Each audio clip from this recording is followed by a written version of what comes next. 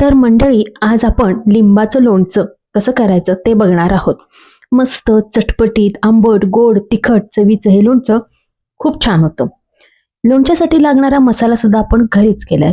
असा ताजा ताजा मसाला करून घातलेलं हे लोणचं अप्रतिम होतं. तेव्हा व्हिडिओ शेवटपर्यंत नक्की बघा.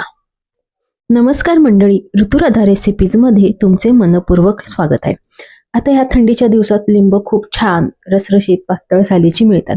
तशी मी लिंब घेतले. आता मी इथं तुम्हाला 6 ते 7 लिंबाचं लोणचं कसं करायचं ते दाखवते.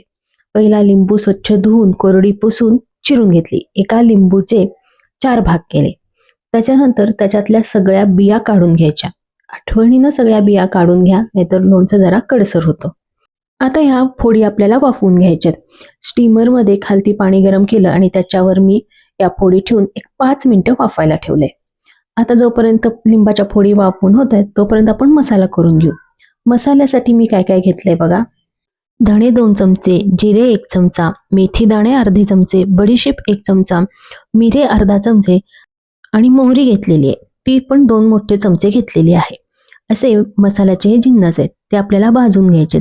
सगळे एकत्रच भाजायचे. भाजायचे म्हणजे थोडेसे आपल्याला हे गरम करून घ्यायचे.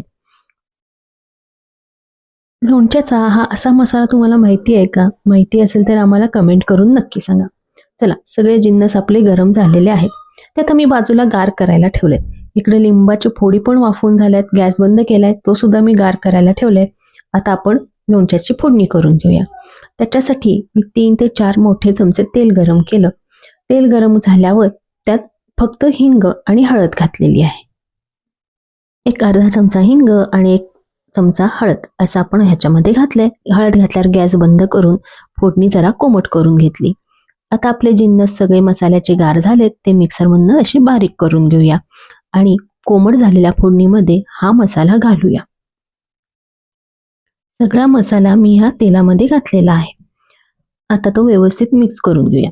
आता ह्याच्यातच आपण चवीनुसार मीठ घालूया. आता लोणच्याला मीठ किंचित जास्त असतं, त्या अंदाजाने मीठ घाला. इथं मी 3 मोठे चमचे मीठ घातले आणि आपल्या आवडीनुसार लाल तिखट सुद्धा मी इथं 1.5 ते 2 चमचे घातलेले आहे.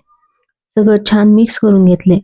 आता ह्या बघा, गार झालेल्या ह्या फोडी आहेत, त्या फोडी आपण ह्याच्यात घालूया.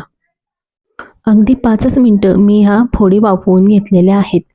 आता आपण हे व्यवस्थित मिश्रण मिक्स करून घेऊया. हे बघा, इथं आता मिश्रण मिक्स झाले.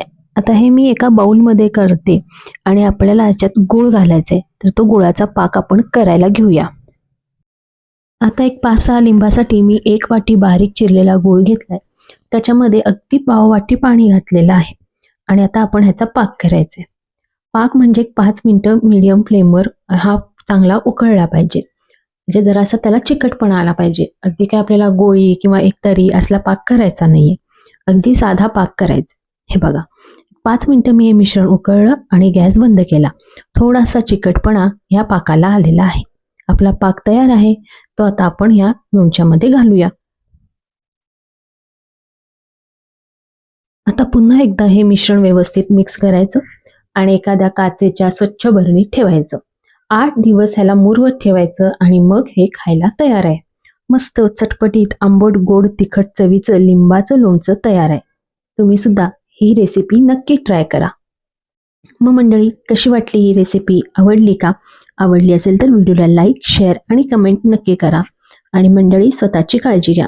असे मस्त मस्त खाण्यासाठी स्वस्त राहा आणि स्वस्त राहण्यासाठी असेच मस्त मस्त खात राहा. त्यासाठी आमचे चॅनल सबस्क्राईब करा, कारण अशा मस्त मस्त रेसिपींबरोबर जुन्या पारंपरिक रेसिपी सोप्या पद्धतीने कशा करायच्या हे आम्ही आमच्या चॅनलवर नेहमीच दाखवत असतो. बेल आयकॉनचे बटन प्रेस करून ऑल नोटिफिकेशनवर क्लिक करायला विसरू नका, म्हणजे अशा नवीन नवीन रेसिपीच्या अपडेट्स तुम्हाला येत राहतील. आणि ही रेसिपी शेवटपर्यंत बघितल्याबद्दल धन्यवाद.